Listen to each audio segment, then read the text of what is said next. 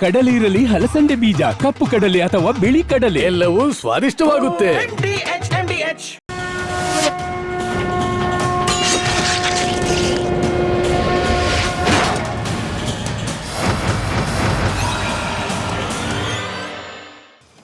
ನಮಸ್ಕಾರ. ಮಹಾಭಾರತ ಚರ್ಚಾ ಕಾರ್ಯಕ್ರಮಕ್ಕೆ ಸ್ವಾಗತ. ನಾನು ಸ್ಮಿತಾ ರಂಗನಾಥ್. ಧರ್ಮಸ್ಥಳ ಪ್ರಕರಣಕ್ಕೆ ಸಂಬಂಧಪಟ್ಟಂತೆ ಇವತ್ತು ಒಂದಷ್ಟು ಬೆಳವಣಿಗೆಗಳಾಗಿದೆ. ಒಂದು ಕಡೆ SIT ನಿರಂತರವಾಗಿ ತನ್ನ ತನಿಖೆಯನ್ನ, ಕೆಲವರ ವಿಚಾರಣೆಯನ್ನ ಮುಂದುವರೆಸಿದೆ. ಇದರ ಜೊತೆಯಲ್ಲೇ ಬಹಳ ಪ್ರಮುಖವಾಗಿ BL ಸಂತೋಷ್ ಅವರು ಇವತ್ತು ಮಾತನಾಡಿದ್ದಾರೆ. ಧಾರ್ಮಿಕ ಶ್ರದ್ಧಾ ಕೇಂದ್ರಗಳ ವಿರುದ್ಧ ಯಾವೆಲ್ಲ ಗುಂಪುಗಳು ಕುತಂತ್ರವನ್ನ ಮಾಡ್ತಾ ಇದ್ವೋ ಅವಕ್ಕೆ ಧರ್ಮಸ್ಥಳ ಕೂಡ ಆಹಾರವಾಗಿದೆ. ಹುಲಿ ರಕ್ತದ ರುಚಿಯನ್ನ ಕಂಡಿದೆ. ಹೀಗೆ ರಕ್ತದ ರುಚಿಯನ್ನ ಕಂಡಿರುವ ಹುಲಿ ಇನ್ನು ಮುಂದೆ ಸುಮ್ಮನೆ ಕೂರೋದಿಲ್ಲ. ಧರ್ಮಸ್ಥಳ ವಿಚಾರ ಇಲ್ಲಿಗೆ ಮುಗಿಯೋದಿಲ್ಲ. ಇದೇ ರೀತಿಯಲ್ಲಿ ಹಿಂದೂಗಳ ಧಾರ್ಮಿಕ ಶ್ರದ್ಧಾ ಕೇಂದ್ರಗಳನ್ನ ಮುಂದೂ ಕೂಡ ಅಟ್ಯಾಕ್ ಮಾಡುವ ಷಡ್ಯಂತರಗಳು ಮುಂದುವರಿಯುತ್ತೆ. ಹಿಂದೂ ಸಮುದಾಯ ಎಚ್ಚೆತ್ಕೊಳ್ಬೇಕು ಅನ್ನೋ ಕರೆ ಕೊಟ್ಟಿದ್ದಾರೆ. ಇದರ ಜೊತೆಯಲ್ಲೇ ಒಂದಷ್ಟು ಮಂದಿ ಸುಳ್ಳು ಸುದ್ದಿಯನ್ನ ಹಬ್ಬಿಸ್ತಾ ಇದ್ದವರು, ಅದರಲ್ಲೂ ವಿಶೇಷವಾಗಿ ಯೂಟ್ಯೂಬರ್ಸ್, ಧರ್ಮಸ್ಥಳದ ವಿರುದ್ಧವಾಗಿ ಪುಂಖಾನುಪುಂಖವಾಗಿ ವಿಡಿಯೋಗಳನ್ನ ಮಾಡ್ತಿದ್ದವರು, ಹಾಗೆ ಧರ್ಮಸ್ಥಳದಲ್ಲಿ SIT ತನಿಖೆ ವಿಚಾರಕ್ಕೆ ಸಂಬಂಧಪಟ್ಟಂತೆ ಅನಧಿಕೃತ ಸುದ್ದಿಗಳನ್ನು ಪ್ರಕಟ ಮಾಡ್ತಿದ್ದವರಿಗೆ ವಿಚಾರಣೆಯ ಬಿಸಿ ತಟ್ಟೋಕೆ ಪ್ರಾರಂಭವಾಗಿದೆ. ಎಲ್ಲ ವಿಚಾರಗಳನ್ನು ಇವತ್ತು ಚರ್ಚೆಗೆ ಒಳಪಡಿಸ್ತಾ ಇದ್ದೀನಿ. ಚರ್ಚೆಯಲ್ಲಿ ಪತ್ರಕರ್ತರು ಕೀರ್ತಿ ಶಂಕರ್ ಘಟ್ಟ ಇದ್ದಾರೆ, ಹಾಗೆ ಮತ್ತೋರ್ವ ಪತ್ರಕರ್ತರು ಜಿತೇಂದ್ರ ಕುಂದೇಶ್ವರ್ ಇದ್ದಾರೆ, ಹಾಗೆ ಸೌಜನ್ಯ ಪರ ಹೋರಾಟಗಾರರು ರಾಬರ್ಟ್ ರಜೋರಿಯೋ ಅವರಿದ್ದಾರೆ. ನಮಸ್ಕಾರ, ಎಲ್ಲರಿಗೂ ಕಾರ್ಯಕ್ರಮಕ್ಕೆ ಸ್ವಾಗತ. ಅನೇಕರು ಈ ಯೂಟ್ಯೂಬ್ನಲ್ಲಿ ಪ್ರಸಾರವಾಗ್ತಾ ಇದ್ದ SIT ತನಿಖೆಯ ವಿಚಾರಕ್ಕೆ ಸಂಬಂಧಪಟ್ಟಂತೆ ಆಕ್ಷೇಪಗಳನ್ನು ವ್ಯಕ್ತಪಡಿಸಿದ್ರು. ಇನ್ನು ಕೆಲವರು ಕಾನೂನಾತ್ಮಕವಾಗಿ ಆಕ್ಷೇಪವನ್ನ ವ್ಯಕ್ತಪಡಿಸಿದ್ರು, ದೂರನ್ನ ನೀಡೋ ಮೂಲಕ. ಅದರಲ್ಲಿ ಕೀರ್ತಿ ಕೂಡ ಒಬ್ರು. ಕೀರ್ತಿ, ತಾವು ಕೂಡ ಕಂಪ್ಲೇಂಟ್ ಕೊಟ್ಟಿದ್ರಿ. SIT ತನಿಖೆ ಆಗುವಾಗ ಇವ್ರಿಗೆಲ್ಲ ಮಾಹಿತಿ ಎಲ್ಲಿಂದ ಸಿಗ್ತಾ ಇದೆ, ಅದು ಅಧಿಕೃತವಾದ ಮಾಹಿತಿ ಆದರೆ ಲೀಕ್ ಮಾಡ್ತಿರೋರು ಯಾರು ಕಂಡು ಹಿಡೀರಿ, ಅನಧಿಕೃತವಾದದ್ದಾದರೆ ತಪ್ಪು ಮಾಹಿತಿಯನ್ನು ಹಂಚ್ತಾ ಇರೋರ ವಿರುದ್ಧ ಕ್ರಮ ಕೈಗೊಳ್ಳಿ ಅಂತೇಳಿ ಒಂದಷ್ಟು ಜನಕ್ಕೆ ನೋಟಿಸ್ ಹೋಗಿದೆ. ಕೆಲವರು ವಿಚಾರಣೆಗೆ ಬಂದಿದ್ದಾರೆ, ಇನ್ನು ಕೆಲವರು ಬಂದಿಲ್ಲ. ನಿಮಗೇನು ಅಪ್ಡೇಟ್ ಸಿಕ್ಕಿದೆ ಇದ್ರ ಬಗ್ಗೆ? ಆಗಸ್ಟ್ 8ಕ್ಕೆ ನಾವು ಕೊಟ್ಟಿದ್ದೀವಿ ಕಂಪ್ಲೇಂಟ್. ಅದು ಅವಾಗ ಉತ್ಖನನ ನಡೀತಾ ಇತ್ತಲ್ಲ, ಅವಾಗ ಒಂದಿಷ್ಟು ಚಾನಲ್ಗಳು ಪ್ರತಿದಿನ ಸಾಯಂಕಾಲ 7:30-8 ಗಂಟೆಗೆ ಆ್ಯಕ್ಟಿವ್ ಆಗ್ತಾಯಿದ್ವು. ಹೆಂಗೆ ಆ್ಯಕ್ಟಿವ್ ಆಗ್ತಿದ್ವು ಅಂತಂದರೆ, ನಮಗೆ ಬಲ್ಲ ಮಾಹಿತಿಗಳ ಪ್ರಕಾರ, ಬಲ್ಲ ಮೂಲಗಳ ಮಾಹಿತಿಯ ಪ್ರಕಾರ ಇವತ್ತು 8 ಸಿಕ್ಕಿದೆ, ಇವತ್ತು 5 ಅಸ್ಥಿಪಂಜರ ಸಿಕ್ಕಿದೆ, ಅದರಲ್ಲಿ 6 ಬುರುಡೆ ಇದೆ, ಪೈಪಲ್ಲಿ ತಗೊಂಡು ಹೋಗ್ತಾ ಇರೋದು ಮೂಳೆ, ಉಪ್ಪಲ್ಲಿ ತಗೊಂಡ್ಬಂದಿರೋದು ಬುರುಡೆ. ಅಂದರೆ ತುಂಬ ಸ್ಪಷ್ಟವಾಗಿ ಅಧಿಕೃತವಾಗಿ ಹೇಳ್ತಾ ಇದ್ರು. ನೀವು ನಂಬಲ್ಲ, ಮಿಲಿಯನ್ ಗಟ್ಟಲೆ ವ್ಯೂಸ್ ಬರ್ತಾ ಇತ್ತು ಅದಕ್ಕೆ. ಅದ್ರ ಕೆಳಗಡೆ ಸಾವಿರಾರು ಕಮೆಂಟ್ಗಳು, ಸತ್ಯವನ್ನು ಹೇಳ್ತಾ ಇರೋದು ನೀವು ಒಬ್ಬರೇ ಅಂತ.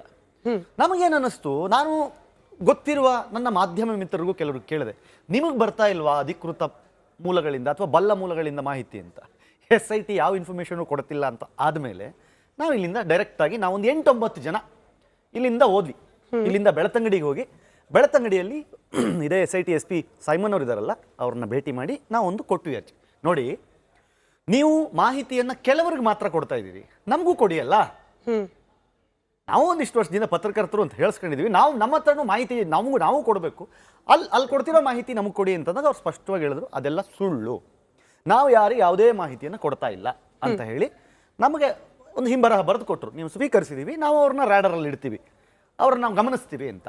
ಸೊ ಈಗ ಒಂದೊಂದೇ ಇದು ಈ ಷಡ್ಯಂತ್ರದ ಭಾಗವಾಗಿ ಏನೇನಾಗಿತ್ತು ಎಲ್ಲ ಮುಗಿತಾ ಇದ್ದಂಗೆ ಇವತ್ತೊಬ್ಬೊಬ್ಬರನ್ನೇ ಕರೆದು ಮಾತಾಡಿಸ್ತಾ ಇದ್ದಾರೆ. ಬಪ್ಪ, ಅವತ್ತೇನೇನು ಮಾಹಿತಿಗಳನ್ನು ಕೊಟ್ಟಲ್ಲ, ಅದಕ್ಕೆ ನಿನ್ನ ಹತ್ರ ಎಲ್ಲಿದೆ, ಅದರದ್ದು ರಿಪೋರ್ಟ್ಸ್ ಎಲ್ಲಿದೆ, ಅಥವಾ ನೀನು ಹೇಳ್ದಲ್ಲ ಅವತ್ತು 8, 10 ಕೊಡೋ ಲೆಕ್ಕ ಕೊಡಿ ಇವಾಗ. ಯಾಕಂದ್ರೆ ಅಧಿಕೃತವಾಗಿ SIT ಕೋರ್ಟಲ್ಲಿ ಹೇಳಿದ್ದಾಯ್ತು ಏನಾಗಿದೆ ಅನ್ನೋದನ್ನ. SIT ಕಡೆ ವಕೀಲರೇ ಹೇಳಿದ್ದಾಯ್ತು ಕೋರ್ಟಲ್ಲಿ, ಹೌದು it's a part of conspiracy ಅಂತ. ಸೊ ಹೀಗಿರುವಾಗ ಅವತ್ತೆಲ್ಲ ಹೇಳಿದ್ರಲ್ಲ, ಹೋಗ್ಲಿ ಅವ್ರ ವಿಡಿಯೋಗಳನ್ನ ಡಿಲೀಟ್ ಮಾಡಿದ್ರ? ಇಲ್ಲ. ಯಾವುದೋ ಒಂದು ಪ್ಯಾನ್ ಕಾರ್ಡು ಮತ್ತೆ ಇದು ಸಿಕ್ಕಿದ ತಕ್ಷಣ ಡೆಬಿಟ್ ಕಾರ್ಡು ಯಾವುದೋ 2006ರಲ್ಲಿ ಸೂಸೈಡ್ ಮಾಡ್ಕೊಂಡಿದ್ದ, 16ರಲ್ಲಿ ಯಾರೋ ಸೂಸೈಡ್ ಮಾಡ್ಕೊಂಡಿದ್ಲು, ಅವಳದೇ ಅದು ಅಂತೆಲ್ಲ ಹೇಳ್ಬಿಟ್ರು ಸಾಯಂಕಾಲ ಕುತ್ಕೊಂಡು. ಆಮೇಲೆ ಗೊತ್ತಾಯ್ತು, ಇಲ್ಲ ಇಲ್ಲಿ ತುಮಕೂರು ಹತ್ರ ಎಲ್ಲೋ ಹೆಣ್ಮಗಳು ಇನ್ನೂ ಇದ್ದ ಜೀವಂತವಾಗಿದ್ದಾಳಂತೆ, ಅವ್ರ ಮಗ ತಗೊಂಡು ಹೋಗಿದ್ದ, ಅವನು ಸತ್ತೋದ, ಅವಾಗ ಅಲ್ಲಾಗಿದ್ದು, ಅವನ ಆತ್ಮಹತ್ಯೆಯಲ್ಲಿ ಅದಾಗಿದ್ದು ಅಂತ. ಸೊ ಅಂದ್ರೆ ಸುಳ್ಳು ಹೇಳಕ್ ಕುತ್ಕೊಂಡಾಗ ಹಸಿ ಸುಳ್ಳುಗಳನ್ನು ಹೇಳಿದ್ರು. ಅದಕ್ಕೆ ಇವಾಗ ಫಲ ಸಿಗ್ಬೇಕಲ್ಲ, ಫಲ ಸಿಗೋದಕ್ಕೆ ಈಗ ಕರ್ಕೊಂಡು ಹೋಗಿ ಒಬ್ಬೊಬ್ಬರನ್ನೇ ಗ್ರಿಲ್ ಮಾಡ್ತಾ ಇದ್ದಾರೆ. ಹೇಳ್ರಪ್ಪ, ಅನನ್ಯ ಭಟ್ವಾಗಿ ಎಂತೆಂಥ ಸುಳ್ಳುಗಳು. ಅಯ್ಯೋ, ಛತ್ರಿ ಬಿಡ್ಸೋದೇನು, ಛತ್ರಿ ಮುಚ್ಚೋದೇನು, ಮೈ ಕೈಯಲ್ಲಿ ಹಿಡ್ಕೊಂಡು ಅಲ್ಲೆಲ್ಲೋ ತೋಟದಲ್ಲಿ ಸುತ್ತದೇನು, ಆಮೇಲೆ ಇಲ್ಲ ಅಮ್ಮ ಕಣ್ಣೀರು ಹಾಕಿದ್ರು ಅದನ್ನು ಕೇಳ್ಬಿಟ್ಟು ನಾನು ಮಾಡಿಬಿಟ್ಟೆ. ಹಂಗಾಗತ್ತಾ? ಹಂಗಾಗಲ್ವಲ್ಲ. ಸೊ ಹಾಗಾಗಿ ಈಗ ಶುರುವಾಗಿದೆ, ಇವತ್ತು 2 ಹೋಗಿದ್ದಾರೆ, ಇನ್ನೂ ಸಾಕಷ್ಟು ಜನ ಬರೋರಿದ್ದಾರೆ ಆ ಪಟ್ಟಿಯಲ್ಲಿ. ನಾವು ಕೊಟ್ಟ ಪಟ್ಟಿಯಲ್ಲಿ ಇನ್ನೊಂದಿಷ್ಟು ಜನಕ್ಕೆ ಬರುತ್ತಿದೆ. ಹೋಗ್ಬೇಕು, ಹೋಗಿ ಉತ್ತರ ಕೊಡ್ಲಿ.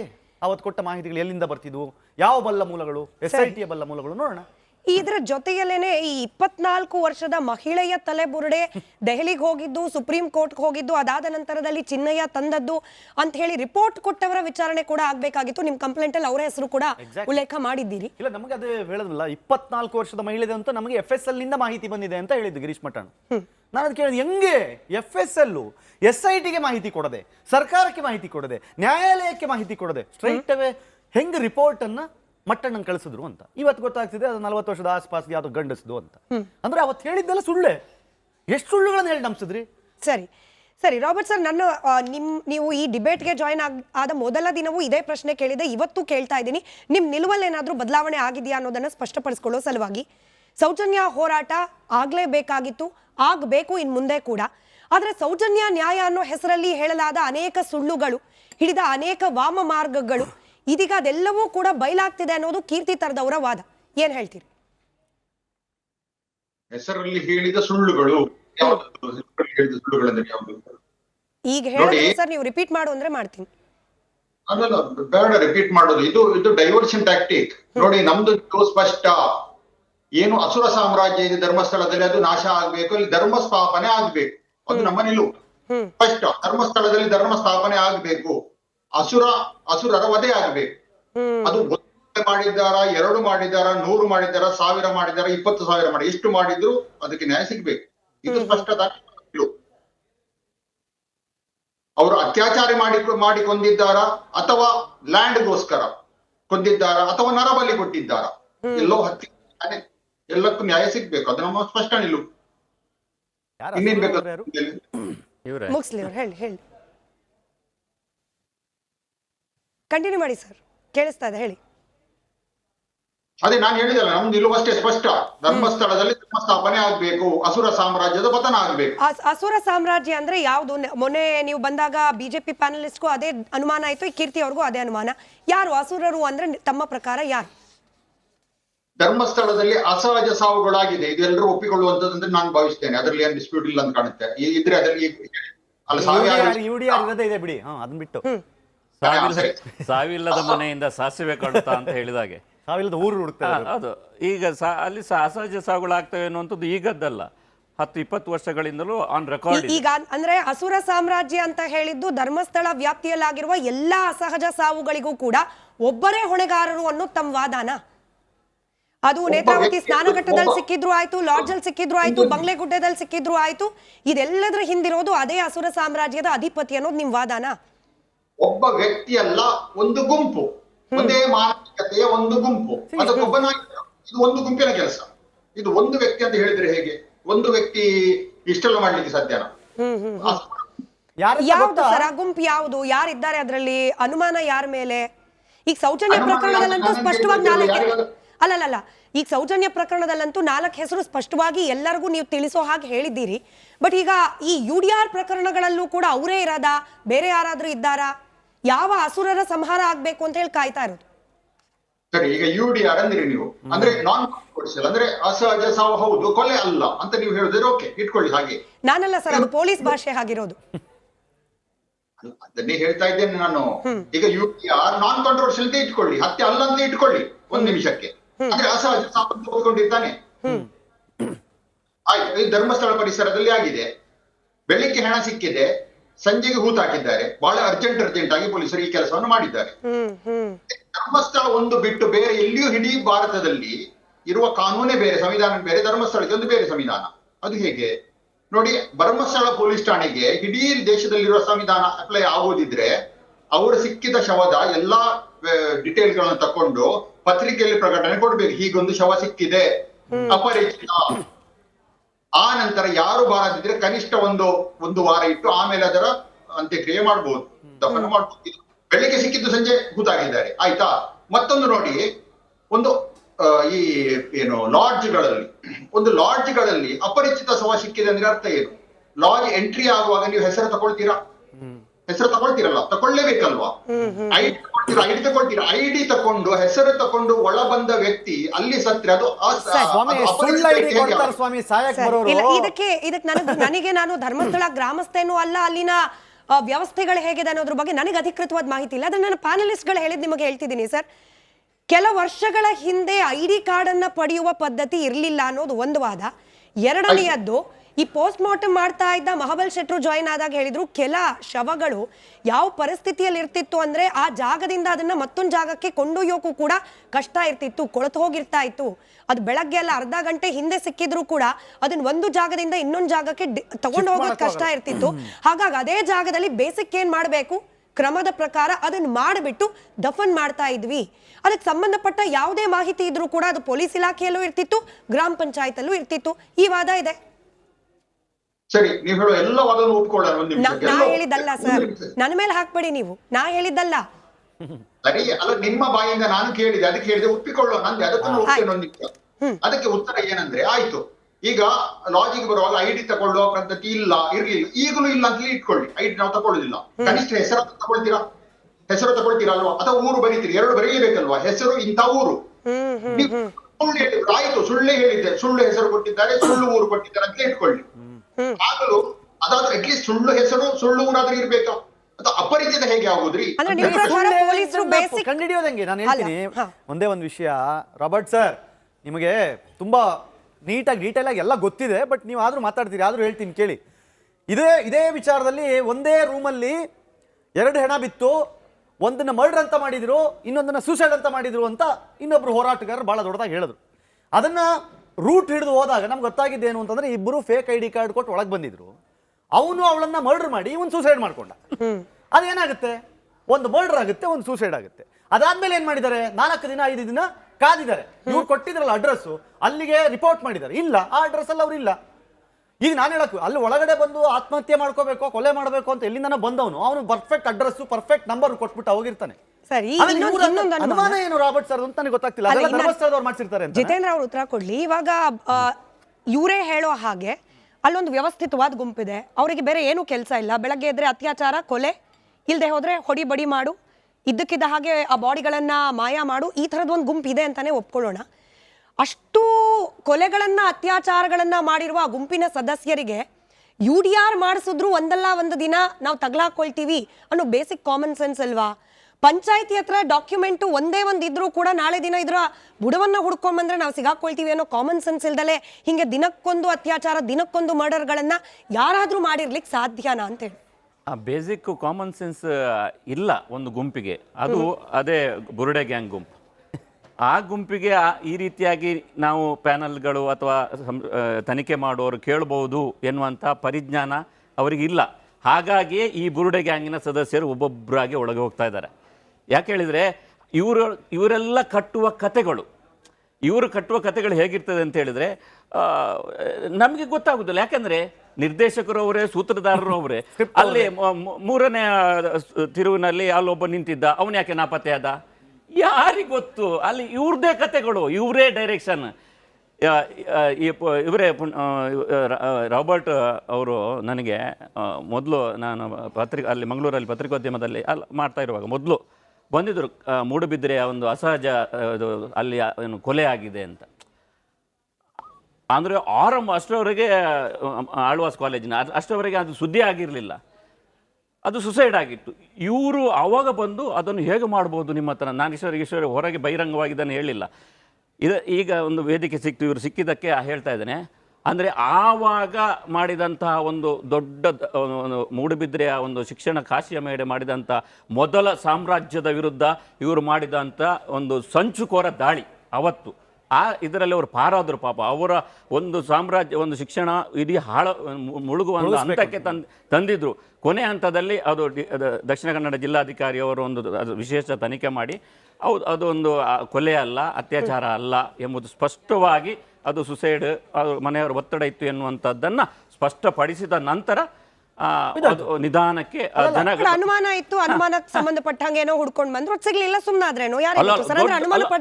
ಅನುಮಾನ ಅಲ್ಲ, ಅವರ ದಾಳಿಯೇ ಹೇಗಿತ್ತು ಅಂತ ಹೇಳಿದ್ರೆ, ನೀವು ಆವಾಗಿನ ಒಂದು ಪರಿಸ್ಥಿತಿಯನ್ನು ನೋಡಿದ್ರೆ ಸೇಮ್ ಧರ್ಮಸ್ಥಳದಾಗೆ, ಅಂದ್ರೆ ಸೇಮ್ ಒಂದು ವ್ಯವಸ್ಥಿತ ಷಡ್ಯಂತ್ರಗಳು, ಅಂದ್ರೆ ಇದೇ ರೀತಿಯಾದಂಥ ಷಡ್ಯಂತ್ರದಲ್ಲಿ ಮಾಡಿದಂಥವ್ರು ಇವರು ಈಗ ಇಲ್ಲಿ ಬಂದು ಇದೇ ರೀತಿ, ಇವರಿಗೆ ಇದೇ ಕೆಲಸ, ಇವರಿಗೆ ಈ ರೀತಿ ಸುಳ್ಳು ಆರೋಪಗಳನ್ನು ಮಾಡುವುದೇ ಕೆಲಸ.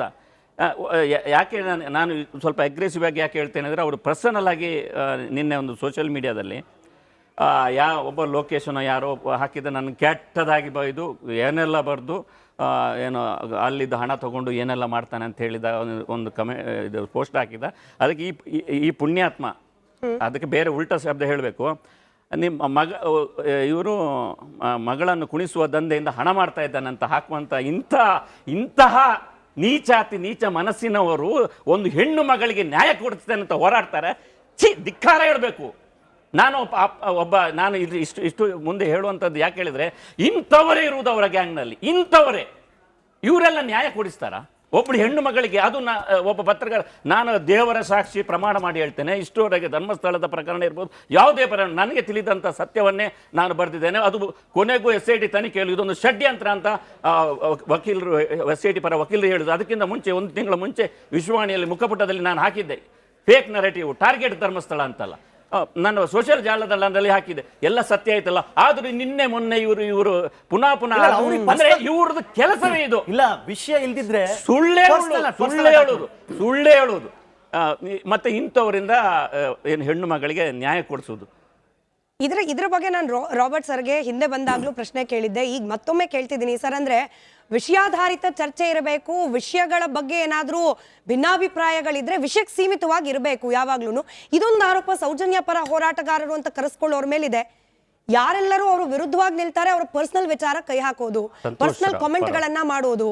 ಅಂದ್ರೆ ಒಬ್ಬ ಹೆಣ್ಣು ಮಗಳ ಪರವಾಗಿ ಹೋರಾಟ ಮಾಡುವವರು ಇನ್ನೊಬ್ಬರ ಮನೆಯ ಹೆಣ್ಣು ಮಕ್ಕಳನ್ನ ವಿಚಾರವಾಗಿ ಇಟ್ಕೊಂಡು ಮಾತನಾಡ್ಲಿಕ್ಕೆ ಸಾಧ್ಯನಾ ಅಥವಾ ಸರಿನಾ ಅಂತ ಹೇಳಿ. ಸರಿ, ಜಿತೇಂದ್ರ ಗುಂದೇಶ್ವರ ಬಹಳ ಉದ್ದ ಮಾತಾಡಿದ್ರು. ಆಮೇಲೆ ನಿಮ್ಮ ಪ್ರಶ್ನೆನೂ ಅಷ್ಟೇ ಉದ್ದವಾಗಿತ್ತು. ಈಗ ನಾನು ಯಾವ್ದಕ್ಕೆ ಉತ್ತರ ಕೊಡಲಿ? ಅಂದ್ರೆ ನೀವು ಡಿಸೈಡ್ ಮಾಡ್ತೀರಾ ಸರ್ ಯಾರು ಎಷ್ಟು ಮಾತಾಡ್ಬೇಕು ಅಂತ ಈ ಡಿಬೇಟ್ ನಲ್ಲಿ?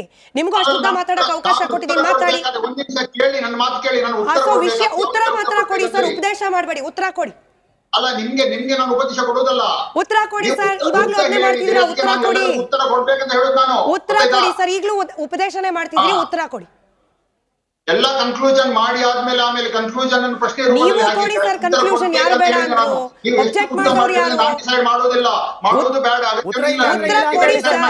ಉತ್ತರ ಕೊಡಿ, ಯಾರು ಬೇಡ ಅಂದ್ರು ನಿಮಗೆ? ನೀವು ಕನ್ಕ್ಲೂಷನ್ ಗೆ ಬರಬೇಡಿ. ನೀವು ಬಂದಿದ್ದೀರಲ್ಲ ಕನ್ಕ್ಲೂಷನ್ ಗೆ, ನಾನೇನಾದ್ರು ಆಬ್ಜೆಕ್ಟ್ ಮಾಡ್ದಾ? ನೀವು ಅಸುರರು ಅಂದ್ರಿ, ಸಾಮ್ರಾಜ್ಯ ಅಂದ್ರಿ, ನಾನೇನಾದ್ರೂ ಹೇಳ್ದ? ಹಂಗೆ ಹೇಳ್ಬೇಡಿ ಸರ್ ನನ್ನ ಚಾನೆಲ್ ಅಲ್ಲಿ ಅಂತ ಹೇಳಿ. ನಿಮಗೂ ಬಿಟ್ಟೆ ಕನ್ಕ್ಲೂಷನ್ ಬರ್ಲಿಕ್ಕೆ, ಅದ್ ನಿಮ್ಮ ಕನ್ಕ್ಲೂಷನ್, ಇದು ಜಿತೇಂದ್ರ ಅವ್ರ ಕನ್ಕ್ಲೂಷನ್. ಹೇಳಿ, ಇವಾಗ ಉತ್ತರ ಕೊಡಿ. ಈಗ ನೋಡಿ, ಯಾರು ಯಾರ ಬಗ್ಗೆ ವೈಯಕ್ತಿಕವಾಗಿ ಕಮೆಂಟ್ಸ್ ಹಾಕಿದ್ರೆ ಒಂದು ಪಟ್ಟಿ ಮಾಡೋದು ಒಳ್ಳೇದು. ನೀವು ನೋಡಿ ಯಾರದು ಜಾಸ್ತಿ ಇದೆ, ಯಾರದು ಜಾಸ್ತಿ ತೂಗ್ತದೆ, ಯಾರು ಕಡಿಮೆ ತೂಗ್ತದೆ, ಎಲ್ಲ ಪಟ್ಟಿ ಮಾಡಿ. ಅಂದ್ರೆ ಕೆಟ್ಟ ಚಾಳಿಯನ್ನು ಕೂಡ ತೂಕಕ್ಕೆ ಹಾಕುವಂತ ಪರಿಸ್ಥಿತಿ ಬಂದ್ಬಿಡ್ತಾ ಸರ್? ನ್ಯಾಯಪರವಾದ ಹೋರಾಟ ನ್ಯಾಯಸಮ್ಮತವಾಗಿರ್ಬೇಕು. ನೋಡಿ ಸ್ಮಿತಾ ಅವರೇ, ನೀವು ಪರ್ಸನಲ್ ಅಂತ ಹೇಳಿದಿರಿ, ಆಯ್ತು. ಪರ್ಸನಲ್ ಕಮೆಂಟ್ ಗಳನ್ನೇ ತೂಕ ಹಾಕಿ ಆ ಕಡೆಯವರು ಎಷ್ಟು ಮಾಡಿದ್ದಾರೆ, ಈ ಕಡೆಯವರು ಎಷ್ಟು ಮಾಡಿದ್ದಾರೆ, ಯಾರು ಸುಭಗರು ಯಾರು ದುಷ್ಟ ಅಂತ ಗೊತ್ತಾಗುತ್ತೆ. ಅಷ್ಟೇ ಉತ್ತರ. ಈಗ ನೀವು ಮಾತಾಡಿದ ಕೇಳಿ, ನಿಮ್ದು ಹೇಳಿ. ಬೇರೆಯವ್ರ ವರ್ಷನ್ ಬಿಟ್ಬಿಡೋಣ, ನಿಮ್ದು ಹೇಳಿ. ನೀವು ಅದನ್ನ ಒಪ್ತೀರಾ? ಪರ್ಸನಲ್ ಅಟ್ಯಾಕ್ ಮಾಡೋದನ್ನ, ಯಾರ್ದೋ ಫ್ಯಾಮಿಲಿ ಬಗ್ಗೆ ಮಾತಾಡೋದನ್ನ, ಯಾರ್ದೋ ಮಗಳ ಬಗ್ಗೆ ಮಾತಾಡೋದನ್ನ, ಯಾರ್ದೋ ಹೆಂಡತಿ ಬಗ್ಗೆ ಮಾತಾಡೋದನ್ನ ಒಪ್ತೀರಾ ಅಂತ ಕೇಳ್ತಾ ಇದೀವಿ. ತೂಕಕ್ಕೆ ಆಮೇಲೆ ಹಾಕೋಣ. ಅಲ್ಲ, ಇಂಥವರಿಂದ ಧ್ವನಿ ತಲುಪ್ತಾ ಇದೆಯಾ? ನೋಡಿ, ಈಗ ಪರ್ಸನಲ್ ಅಟ್ಯಾಕ್ ಮಾಡಿದವರು ಯಾರು ಇಲ್ಲಿ ನಿಮ್ಮ ಚಾನೆಲ್ ಅಲ್ಲಿ? ನಾನ್ ಮಾಡಿದ್ದೇನಾ? ಎಲ್ಲಿಂದ ಪ್ರಾಬ್ಲಮ್ ಆಯ್ತು? ನೀವೇ ಆರೋಪ ಮಾಡ್ತೀರಿ, ಅದನ್ನ ನೀವೇ ಅದ ಕೆಲಸ ನೀವೇ ಮಾಡ್ತೀರಿ. ಇಲ್ಲಿ ನನ್ನ ಮೇಲೆ ಪರ್ಸನಲ್ ಅಟ್ಯಾಕ್ ಮಾಡಿದವರು ಯಾರು ಮಾಡಿದ್ರು ಸರ್ ಇವಾಗ ನಿಮ್ಮ ಮೇಲೆ? ನಿಮ್ಮ ಚಾನೆಲ್ ಅಲ್ಲಿ ಇದೇ 2-5 ನಿಮಿಷ ಮುಂಚೆ ಯಾರು ಪರ್ಸನಲ್ ಅಟ್ಯಾಕ್ ಮಾಡಿದ್ದು? ಯಾರು ಮಾಡಿದ್ರು ಸರ್ ನಿಮ್ಮ ಮೇಲೆ? ಯಾರು ಪರ್ಸನಲ್ ಅಟ್ಯಾಕ್ ಮಾಡಿದ್ರು? ರಿವೈಂಡ್ ಮಾಡಿ ನೋಡಿ, ಒಮ್ಮೆ ಗೊತ್ತಾಗುತ್ತೆ. ಈಗ ಮತ್ತೆ ನನ್ನ ಬುದ್ಧಿ, ನನ್ನ ಸೀಮಿತ ಎಲ್ಲ ಎರಡು ಕರೆಕ್ಟ್ ಆಗಿದೆ.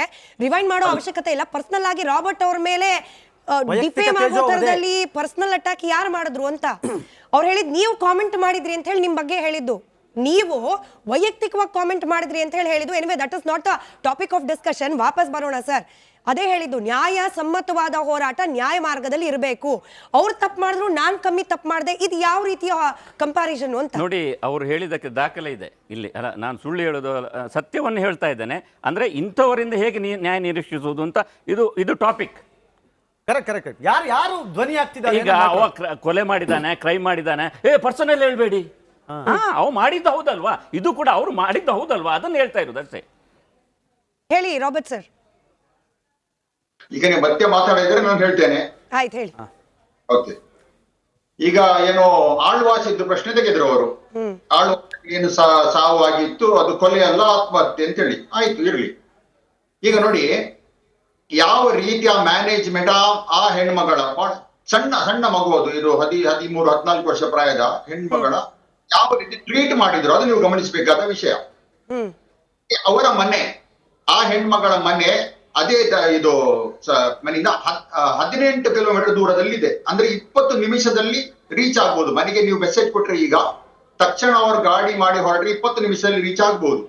ಆದ್ರೆ ಆ ಹೆಣ್ಮಗು ಸತ್ತು ಕೆಲವು ಗಂಟೆಗಳ ನಂತರ ಇವರಿಗೆ ಸುದ್ದಿ ಹೋಗುತ್ತೆ. ಇವರು ಹೋಗುವ ಹೊತ್ತಿಗೆ ಅಲ್ಲಿ ಅದು ಶವಾಗಾರದಲ್ಲಿ ಇಟ್ಟು ತಣ್ಣಗಾಗಿರುತ್ತೆ. ಇದನ್ನು ಹೇಗೆ ಎಕ್ಸ್ಪ್ಲೇನ್ ಮಾಡ್ತೀರಿ ನೀವು? ಆಯ್ತು, ಇದು ಆತ್ಮಹತ್ಯೆ ಇಟ್ಕೊಳ್ಳಿ, ನೀವು ಟ್ರೀಟ್ ಮಾಡಿ ರೀಟ್ ಆಯ್ತು. ಇವರು ಮನೆಯವರು ಹೋದ್ರು, ನೋಡಿ ಅಲ್ಲಿ ಉಂಟು ತಕೊಂಡು ಹೋಗಿ, ಅಂದ್ರೆ ಇಲ್ಲಿ ಒಂದು ಸತ್ತಿದೆ, ಅಲ್ಲಿ ಬಿದ್ದಿದೆ, ನೀವು ಎತ್ಕೊಂಡು ಹೋಗಿ. This is the way you treat people. ಒಂದು ಮನುಷ್ಯ ಅದಕ್ಕೋಸ್ಕರ ಅದನ್ನ ಅತ್ಯಾಚಾರ ಕೊಲೆ ಮಾಡಿದ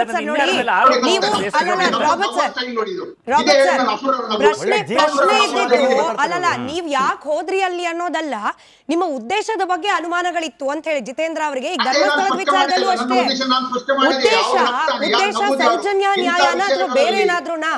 ಮೂಡುಬಿದ್ರೆಗೆ ಹೋಗಿದ್ದು ಹೆಣ್ಣು ಮಗಳಿಗೆ ನ್ಯಾಯದ ಸಲುವಾಗಿಯೋ ಅಥವಾ ಶಿಕ್ಷಣ ಸಂಸ್ಥೆಯ ವಿರುದ್ಧವಾಗಿಯೋ ಉದ್ದೇಶ ಮಾತಾಡ್ತಾ ಇದ್ದೀರಿ ನೀವು. ಧರ್ಮಕ್ಷೇತ್ರದ ಮೇಲೆ ಎಷ್ಟು ವಿಕೃತವಾಗಿ ಅಟ್ಯಾಕ್ ಮಾಡ್ತಿದ್ದೀರಿ ಅನ್ನೋದನ್ನ ಫಸ್ಟ್ ಅರ್ಥ ಮಾಡ್ಕೊಳ್ಳಿ. ವಿಕೃತವಾಗಿ ನಗೋದೇನಿದೆ? ಜೀವಂತ ಸಾಕ್ಷಿ ಅಲ್ಲೇ ಕೂತ್ಕೊಂಡು ನೋಡಿದಾಗ ಅಲ್ಲೇ ತಗೊಳ್ಳಿ, ಯಾರೀ ಮಾಡ್ತಾರ ಹಂಗೆ? ಅಲ್ಲಿದೆ ತಗೊಳ್ಳಿ ಬಾಡಿ ಅಂತ ಯಾರಾದ್ರೂ ಹೇಳ್ತಾರ ಸ್ಮಿತಾ? ಉದ್ದೇಶದ ಬಗ್ಗೆ ಸರ್, ನಿಮ್ಮ ಉದ್ದೇಶದ ಬಗ್ಗೆ ಅನುಮಾನ ಇರೋದು ರಾಬರ್ಟ್ ಸರ್. ಇದು ಬ್ರೇಕಿಂಗ್ ನ್ಯೂಸ್. ಈಗ ನಾವು ಆಳ್ವಾಸನ್ನು ಕೂಡ ಧರ್ಮಕ್ಷೇತ್ರ ಮಾಡಿ ಆಯ್ತು. This is breaking news in R Kannada. ನಿಮಗೆ ಬಹುಶಃ ನಾನು ಮಾತಾಡ್ತಿರೋದು ಅರ್ಥ ಆಗ್ತಿಲ್ಲ ಅಥವಾ ಸರಿಯಾಗಿ ಕೇಳಿಸ್ತಿಲ್ಲ. ನಿಮಗೆ ಆ ಕನೆಕ್ಷನ್ ಸರಿಯಾಗಿದೆಯಾ ಅಂತ ಚೆಕ್ ಮಾಡ್ಕೊಳ್ತೀನಿ. ಅಲ್ಲ, ನಮ್ಮ ಈ ಟೆಕ್ನಿಕಲ್ ಕನೆಕ್ಷನ್ ಸರಿಯಾಗಿದೆಯಾ ಅಂತ ಅರ್ಥ ಮಾಡ್ಕೊಳ್ಬೇಕು. ಅದು ಮೀರಿದ ಕನೆಕ್ಷನ್ ನನಗೆ ಗೊತ್ತಿಲ್ಲ ಸರ್. ಕೀರ್ತಿ, ನಾನು ಹಂಗೆ ಹೇಳೇ ಇಲ್ಲ ಸರ್. ಕೀರ್ತಿ, ನಾನು ಹೇಳಿಲ್ಲ, ನೀವು ಈ ವಿಚಾರ ತಿರ್ಸಂಗಿಲ್ಲ. ಕರೀತಾರೆ ಯಾವ ಧರ್ಮಕ್ಷೇತ್ರ? ಪರವಾಗಿಲ್ಲ, ಶಿಕ್ಷಣ ಅಂತ ಕರಿತೀವ್ರಿ ಅದನ್ನ.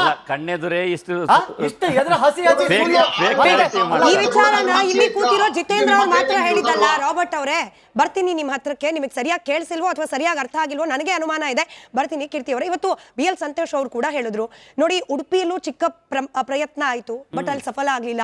ಮೂಡುಬಿದ್ರೆ, ಈಗ ಧರ್ಮಸ್ಥಳ, ನಾಳೆ ದಿನ ಮತ್ತೊಂದು. ಈ ಪ್ಯಾಟ್ರನ್ ಬಗ್ಗೆ ನಾವು ಡೇ 1 ಇಂದ ಮಾತನಾಡ್ತಿದೀವಿ. ಬಟ್ ಈ ಪ್ಯಾಟ್ರನ್ ನ ಕೇವಲ ಪಾತ್ರಧಾರಿಗಳು ಮಾತ್ರ ಈಗ ಆಚೆ ಬರ್ತಾ ಇದ್ದಾರೆ, ಸೂತ್ರಧಾರಿಗಳು ಈಗಲೂ ಕೂಡ ಆಚೆ ಬಂದಿಲ್ಲ. ಈ ಪ್ಯಾಟ್ರನ್ನ ಇವತ್ತು ನೆನ್ನೆದಲ್ಲ, ನಾವು ಇದು ಬಹಳ ಕಂಚಿಯಿಂದಲೂ ರವಿಶಂಕರ್ ಗುರೂಜಿನೂ ಬಿಟ್ಟಿಲ್ಲ, ಯಾರನ್ನೂ ಬಿಟ್ಟಿಲ್ಲ. ಅಂದರೆ ಎಲ್ಲಿಗೆ ಅಂತಂದರೆ ಲಾಸ್ಟಿಗೆ ನಮ್ಮ ಇಶಾ ಫೌಂಡೇಶನ್ ವಿಚಾರದಲ್ಲಿ ಕಿಡ್ನಿ ಕಳ್ಳರು ಅಂತ. ಈಗ ನೆನ್ನೆ ನೋಡ್ತೇನೆ, ನೆನ್ನೆ ಧರ್ಮಸ್ಥಳದ ವಿಚಾರದಲ್ಲಿ ಹೇಳ್ತೀವಿ ಕಿಡ್ನಿ ಕಳ್ಳರು ಅಂತ, ಅಂಗಾಂಗ ಕಳ್ತನ ಮಾಡ್ತಾರಲ್ಲಿ ಅಂತ. ಮೆಡಿಕಲ್ ಕಾಲೇಜ್ ಈ ಪ್ಯಾಟರ್ನ್ ನೋಡಿ, ಯಾವುದ್ರ ಮೇಲೆ ಅಟ್ಯಾಕ್ ಮಾಡಿದಾಗ ಯಾವ್ದು ವರ್ಕ್ ಆಗಿದೆ, ಜನಕ್ಕೆ ಯಾವ್ದನ್ನ ನಂಬಿಸ್ಲಿಕ್ಕೆ ನಾವು ಸಕ್ಸಸ್ ಆಗಿದ್ದೀವಿ. ಆಮೇಲೆ ಅವ್ರು ಅದರಿಂದ ಹೊರಗಡೆ ಬಚಾವಾಗಿ ಬಂದ ಮೇಲೆ ಇವ್ರುಗಳು ಬಂದು ಕ್ಷಮೆನೂ ಕೇಳೋದಿಲ್ಲ. ತಪ್ಪಾಗ್ಬಿಡ್ತು, ನಾವೀಗ ಮಾತಾಡಬಾರ್ದಿತ್ತು ಅಂತಾನೂ ಹೇಳೋದಿಲ್ಲ. ಬಿಟ್ರೆ ಅವರ ವಾದವನ್ನ ಅಷ್ಟೇ ಗಟ್ಟಿಯಾಗಿ ಹಂಗೆ ಇಡ್ತಾರೆ. ನೋಡ್ರಿ, 14ನೇ ವರ್ಷಕ್ಕೆ ಬೀಳುತ್ತೆ ನಾಡಿದ್ದು 9ನೇ ತಾರೀಕಿಗೆ ಸೌಜನ್ಯ ಸತ್ತು. 14ನೇ ವರ್ಷಕ್ಕೆ ಬೀಳುತ್ತೆ. 13 ಕಂಪ್ಲೀಟ್ ಆಗುತ್ತೆ. 13 ಕಂಪ್ಲೀಟ್ ಆಗುತ್ತೆ. ಇನ್ನೂ ಇವ್ರುಗಳು ನ್ಯಾಯ ಕೊಡಿಸುವ ನಿಟ್ಟಿನಲ್ಲಿ ಮಾಡಬೇಕಾದ ಕೆಲಸವನ್ನ ಮಾಡ್ದೇನೆ ಬರೀ ಕೂತ್ಕೊಂಡು ಇಲ್ದಿದ್ದನ್ನೇ ಮಾತಾಡ್ಕೊಂಡು ನ್ಯಾಯ ನ್ಯಾಯ ನ್ಯಾಯ. ನಾನು ಹೇಳೋದು ಈಗ 9ನೇ ತಾರೀಕು ಅವ್ರದ್ದು ಏನೋ ಒಂದು ಕಾರ್ಯಕ್ರಮ ಇದೆ, ಮಾಡ್ತಿದ್ದಾರೆ. ನೋಡಿದೆ ಒಂದಿಷ್ಟು ಹೋರಾಟಗಾರರೆಲ್ಲ ಎಲ್ಲ ಹೊರಟಿದ್ದೀರಿ. ಹೊರಡಿ ನೀವು ಹಂಗೆ ಹೊರಡೋತ್ತಿಗೆ ಕುಸುಮಾವತಿಯನ್ನು ಕರ್ಕೊಂಡು ಕೋರ್ಟ್ ಕಡೆ ಹೊರಡಿಯಲ್ಲ. ಕುಸುಮಾವತಿನ ಕರ್ಕೊಂಡು ಕೋರ್ಟ್ ಹೊರಡಿಯಲ್ಲ. ಹಂಗೆ ಬೇಡ, ನಾವಿಲ್ಲಿ ಕೂತ್ಕೋತೀವಿ, ನಾವು ಬಾಯಿಗೆ ಬಂದಂಗೆ ಹೇಳ್ತೀವಿ. ಅದು ನಾಳೆ ಸುಳ್ಳಾಗುತ್ತಾ? ಸೈಲೆಂಟ್ ಆಗ್ಬಿಡ್ತೀವಿ ಅಷ್ಟೇ. ಸೈಲೆಂಟ್ ಆಗ್ಬಿಡ್ತೀವಿ ನಾವು ಅಷ್ಟೇ. ಅದ್ರ ಬಗ್ಗೆ ಮತ್ತೆ ನಾವು ಅದಕ್ಕೆ ಡೆಫಿನೇಷನ್ ಕೊಡೋದು, ಅದಕ್ಕೆ ಕ್ಲಾರಿಟಿ ಕೊಡೋದು ಅವೆಲ್ಲ ನಾವು ಮಾಡಲ್ಲ. ಏನು ಹೇಳಬೇಕು, ಜನಕ್ಕೆ ಏನೇನು ಹೇಳಿದ್ರೆ ನಂಬಿಸ್ತಾರೋ ಎಲ್ಲ ನೋಡಿ. ನೀವು ತುಂಬ ಸೂಕ್ಷ್ಮವಾಗಿ ನೋಡಿದ್ರೆ ಸೌಜನ್ಯ ಸತ್ತು 1 ವರ್ಷ ಆದಮೇಲೆ ಮೊದಲು ಇದೇ ಧರ್ಮಸ್ಥಳದ ವೀರೇಂದ್ರ ಹೆಗ್ಗಡೆ ಅವರ ತಮ್ಮನ ಮಗನ ಮೇಲೆ ಬಂದರು. ನಿಶ್ಚಲ್ನ ಇಲ್ಲ, ಅದಕ್ಕೆ ಕ್ಲಾರಿಫಿಕೇಶನ್. ಅದಕ್ಕಿಂತ ಮುಂಚೆ 1 ವರ್ಷದ ಮುಂಚೆ ಬಹಿರಂಗವಾಗಿ ನನ್ನ ಬಳಿಗೆ ಬಂದಿದ್ದರು. ನಾನು 2012ಕ್ಕೆ ಆಯ್ತಲ್ಲ, ನಾನು 21 ದಿನಗಳ ನಂತರ ನವೆಂಬರ್ 2ಗೆ ನಾನೊಂದು ಕ್ವಾರ್ಟರ್ ಪೇಜ್ ಕನ್ನಡಪ್ರಭದಲ್ಲಿ ಆರ್ಟಿಕಲ್ ಮಾಡುವಾಗ ಅದಕ್ಕಿಂತ ಮುಂಚೆ ಇವರೇ ಮಹೇಶ್ ತಿಮರೋಡಿ, ಸೋಮನಾಥ್ ನಾಯ್ಕ್ ಇವರೆಲ್ಲ ಫೋನ್ ಮಾಡಿ ನನಗೆ ಆವಾಗ ವಿಷಯವನ್ನು ಹೇಳಿದರು. ನಿಶ್ಚಲ್ ಜೈನ್ ಅಂದರೆ 1 ತಿಂಗಳು 15 ದಿನದೊಳಗೆ ಪ್ಲ್ಯಾನ್ ಇತ್ತು, ನನ್ನ ಹತ್ರ ಬಂದಿತ್ತು.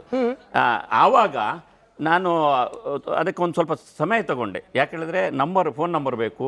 ನಂತರ ನಾನು ಅಲ್ಲಿ DCIB ಅಧಿಕಾರಿಗಳು, ಪೊಲೀಸರು, ಅವರ ಹತ್ರ ಕೇಳಿದೆ, ಈ ರೀತಿ ಒಂದು ಆರೋಪ ಬಂದಿದೆ. ಏನು ಮಾಡೋದು ಅಂದರೆ ತನಿಖೆ ಮಾಡಬೇಕಲ್ಲ. ಅದಕ್ಕೆ ಸ್ವಲ್ಪ ಸಮಯ ಆದಮೇಲೆ ನನಗೆ ಹೇಳಿದರು, ವೀಸಾ ಪಾಸ್ಪೋರ್ಟ್ ಇದೆಲ್ಲ ಚೆಕ್ ಮಾಡಿದ್ದೇವೆ, ಅದರಲ್ಲಿ ಅವರು ಅಲ್ಲಿ ನ್ಯೂಯಾರ್ಕ್ ಅಮೆರಿಕದಲ್ಲಿರೋದು ದೃಢಪಟ್ಟಿದೆ, ಏನೋ 31ಕ್ಕೆ ಅಂದರೆ ಒಂದು ತಿಂಗಳು ಹಿಂದೆ ಮೊದಲೇ ಹೋಗಿದ್ದಾರೆ ಅವರು. ಸೊ ಅವ್ರದ್ದು ಯಾವುದು ಪಾತ್ರ ಇಲ್ಲ ಅಂತ ಕನ್ಫರ್ಮ್ ಆಯ್ತು. ಸೊ ನಾನು ಆ ಪಾಠನ ಬಿಟ್ಟೆ. ಹುನ್ನಾರ ಅವತ್ತೇ ಇತ್ತು. ಅಲ್ಲ, ಮತ್ತೆ ಇನ್ನೊಂದು ಹೇಳ್ತೀನಿ ಕೇಳಿ, ಇವರು ಯಾವುದೇ ಕಂಪ್ಲೇಂಟ್ ಕಾಪಿಯಲ್ಲಿ, ಯಾವುದೇ ಸ್ಟೇಟ್ಮೆಂಟ್ಗಳಲ್ಲಿ ಲೀಗಲಿ ಇವ್ರು ಎಲ್ಲೂ ನಿಶ್ಚಲ ಹೆಸರು ಹೇಳಲ್ಲ. ಇವ್ರು ಬರೀ ಸೋಷಿಯಲ್ ಮೀಡಿಯಾ ಮತ್ತು ಮೀಡಿಯಾದಲ್ಲಿ ಮಾತ್ರ ಹೇಳದ ಹೆಸರನ್ನ. ಆಮೇಲೆ ನೋಡಿ ಪ್ಯಾಟರ್ನ್ ಹೆಂಗೆ ಅಂದ್ರೆ, ಫಸ್ಟ್ ನಿಶ್ಚಲ್ ಅಟ್ಯಾಕ್, ನಿಶ್ಚಲ್ ಇರ್ಲಿಲ್ಲ ಅಂತ ಗೊತ್ತಾದ ಕೂಡಲೇ ಅದು ಹರ್ಷೇಂದ್ರ ಅವ್ರ ಮೇಲೆ ಹೋಗುತ್ತೆ.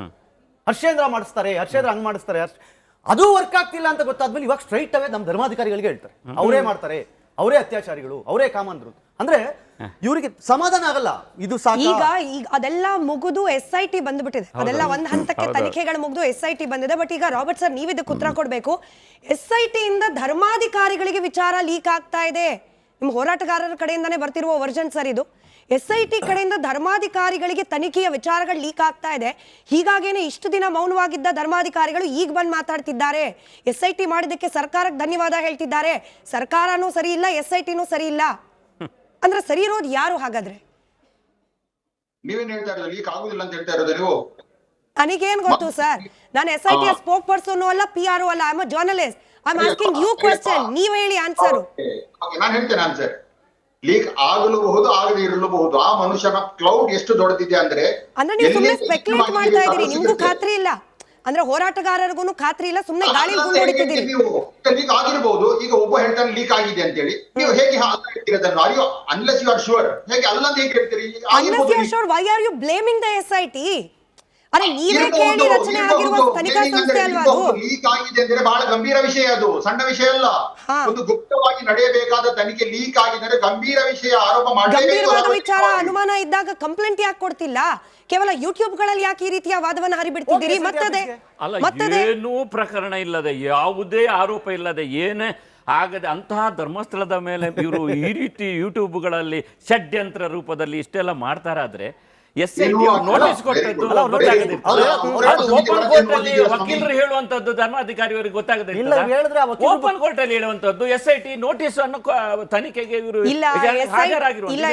ವಾದ ಹೇಗಿದೆ ಅಂದ್ರೆ SIT ಇಂದ ವಿಚಾರಗಳು ಲೀಕ್ ಆಗ್ತಾ ಇದೆ, ತನಿಖೆ ಪೂರ್ತಿ ಧರ್ಮಾಧಿಕಾರಿಗಳ ಪರವಾಗಿದೆ, ಹೀಗಾಗಿ ಧರ್ಮಾಧಿಕಾರಿಗಳಿಗೆ ಖುಷಿ ಆಗ್ಬಿಟ್ಟಿದೆ, ಹಾಗಾಗಿ ಸರ್ಕಾರಕ್ಕೆ ಧನ್ಯವಾದ ಹೇಳ್ತಿದ್ದಾರೆ, SIT ಕೂಡ ಕ್ಲೋಸ್ ಮಾಡ್ಬಿಡ್ತಾರೆ. ಅರೆ ಇಷ್ಟೊಂದು ಮಾಹಿತಿಗಳು ಹೆಂಗ್ ಸಿಗ್ತಿದೆ ಸರ್? ಅಲ್ಲ, ಅದು ಸತ್ಯ. ಇಷ್ಟೊಂದು ಮಾಹಿತಿಗಳು ಹೋರಾಟಗಾರರಿಗೆ ಹಾಗೆ ಹೋರಾಟಗಾರರ ಬೆಂಬಲಿತ ಯೂಟ್ಯೂಬ್ಗಳಿಗೆ ಹೆಂಗ್ ಸಿಗ್ತಿದೆ ಸರ್? ನಮ್ಮ ಈ ಮೇನ್ ಸ್ಟ್ರೀಮ್ ಮೀಡಿಯಾಗಳ ರಿಪೋರ್ಟರ್ಸ್ ನಾಯಿ ಕಾದಂಗ್, ನನ್ಗೆ ಈ ಪದ ಬಳಸಲಿಕ್ಕೆ ಸ್ವಲ್ಪ ಮುಜುಗರ ಇದೆ, ಬಟ್ ಸ್ಟಿಲ್ ಪ್ರಾಕ್ಟಿಕಲಿ ಸರ್ ನಾಯಿ ಕಾದಂಗ್ ಕಾಯ್ತಿದ್ದಾರೆ SIT ಅಧಿಕಾರಿಗಳ ಆ ಕಚೇರಿ ಮುಂದೆ. ನಮಗ್ ಸಿಗದ ಮಾಹಿತಿ ಯೂಟ್ಯೂಬರ್ಸ್ಗೆ ಹೆಂಗ್ ಸಿಗ್ತಾ ಇದೆ? ಲೀಕ್ ಆಯ್ತು, SIT ಕ್ಲೋಸ್ ಮಾಡ್ತಾರೆ, ಹೆಂಗ್ ಸಿಗ್ತಿದೆ ಸರ್ ಇವೆಲ್ಲ? Correct point. ರಾಬರ್ಟ್ ಸರ್, ಏನ್ ಪ್ರಶ್ನೆ ನಿಮ್ದು? ಓ ಮೈ ಗಾಡ್. ಆಯ್ತು ಕೀರ್ತಿ ಅವರೇ, ನೀವೇ ಹೇಳ್ಬಿಡಿ ನನಗೆ ಮತ್ತೆ.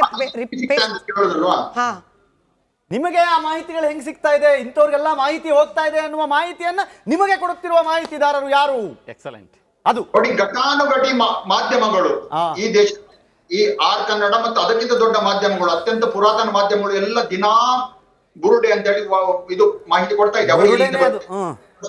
ಎಲ್ಲಿಂದ ಬರುತ್ತೆ? ನೀವ್ ಹೇಳ್ತೀರಿ SIT ಹೇಳ್ತಾ ಇಲ್ಲ, ಸರಿ ಅಲ್ವಾ? ಒಂದೇ ನಿಮಿಷ ನಾ ಮಾತಾಡೋ ಮಧ್ಯ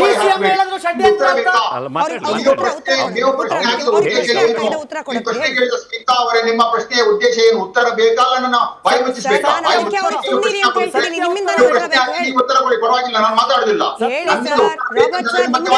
ಕೇಳಿದ್ದು ಹೇಳಿ, ಉತ್ತರ ಕೊಡಿ. ಉತ್ತರ ಕೊಡುವಾಗ ಮಧ್ಯ ಬಾಯಿ ಹಾಕಬಾರದು. ಹಾಕಿದ್ರೆ ಅದರ ಅರ್ಥ ನಿಮ್ಗೆ ಉತ್ತರ ಬೇಡ, ನಿಮ್ಗೆ ಪ್ರಶ್ನೆ ಮಾತ್ರ ಬೇಕು.